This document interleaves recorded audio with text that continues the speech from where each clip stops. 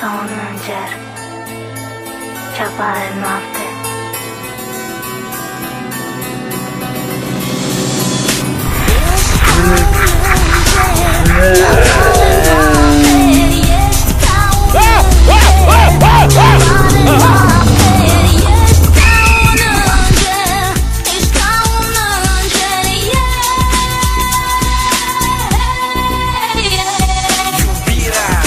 Sentiment profund care îmi face în gândul tău adânc să mă scufund, să simt inima cum bate.